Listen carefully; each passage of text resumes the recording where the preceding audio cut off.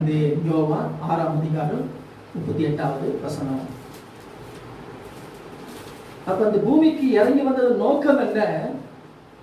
பிதாவின் சித்தம் செய்ய. பிதாவின் சித்தம் செய்யதான் வந்தார், வேற எதற்கும் வரல. பிதாவின் சித்தம் செய்யும், பிதாவின் சித்தம் செய்யும். சோதரம் ஆகவேதான் இயேசு கிறிஸ்து கடைசி மட்டும் பிதாவே என் சித்தம் வேண்டாம், உங்களுடைய சித்தத்தின்படியே ஆகட்டும் என்று சொல்லி கெத்செமனே தோட்டத்தில் செய்யறாங்க. ஒப்பு கொடுத்து ஜெபிக்கிறத பாருங்க. இந்த பாத்திரம் என்னை விட்டு நீங்க கொடுவானால் நீங்கட்டும், ஆகிலும் என் சித்தத்தின்படி அல்ல உங்களுடைய சித்தத்தின்படியே ஆக்கணும் என்று சொல்லி தன்னை ஒப்பு கொடுத்து ஜெபிக்கிற ஜெபத்தை பாருங்க.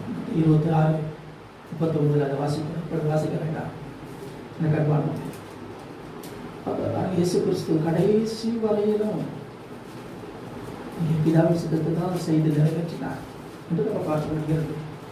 அதெல்லாம் எதற்காக அப்படின்னா, நீங்கள் நான் என்னதான் செய்யணும் சொல்லுங்க, தேவ சித்தம் செய்யணும்.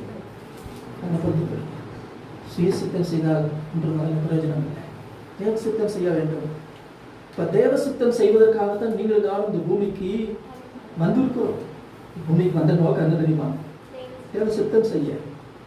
உங்கள் சுய சித்தம் செய்ய நீங்கள் பூமிக்கு அனுப்பப்படவில்லை.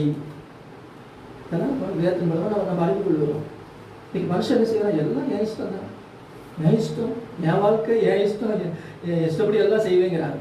ஆனால் வேதத்தை வாசிக்கும் பொழுது தான் தெரியும், வேதம் அதற்கு அனுமதி கொடுக்கவில்லை. சோதரம் தேவ சுத்தம் செய்யத்தான் இந்த பூமிக்கு எப்படி இயேசு கிறிஸ்து அனுப்பப்பட்டாரோ அதே போல நீங்கள் அந்த பூமிக்கு அனுப்பப்பட்டிருக்கிறோம். அப்போ அதற்கென்றே நீங்கள் நான் என்ன செய்யணும்? ஒப்பு கொடுக்கணும். அந்த இயேசுத்தை வேண்டாம்ப்பா, இயேசுத்தை குறையும். இன்னைக்கு என்ன பின்னாடி நடக்க போகுது என்ன நமக்கு தெரியாது. ஆனால் இயேசுக்கு எல்லாம் தெரியும்.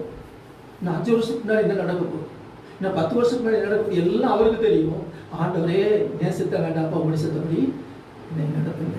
சோதரம் சீக்கிரம் பாருங்க, அவருடைய பிதாவின் சுத்தம் செய்வதுதான் அவருடைய போஜனமே அதுதான். நாமே யோவான் 4:34 வாசிக்கிறோம், என்னை அனுப்பினவருடைய சித்தத்தின்படி செய்து அவருடைய கிரியை முடிப்பதே என்னுடைய போஜனமாக இருக்கிறது. சாப்பாடா எதுதான்? சித்த செய்வதுதான். ஆமே சாப்பிடாம உயிர் வாழ முடியாது. சாப்பாடு அவ்வளவு முக்கியம். சாப்பிடாம எவ்வளவு நாள் உயிர் வாழ முடியும்? வாழ முடியாது. அப்ப சாப்பாடை போல அது முக்கியம். எது தேவை? சித்தம் செய்வது. ஆமே அதுதான் என் போஜனம். இதாக சித்தம் செய்வதுதான். செய்து ஒரு கிரியை முடிக்கணும், கிரியை செய்து முடிக்கணும். அதுதான் என்னுடைய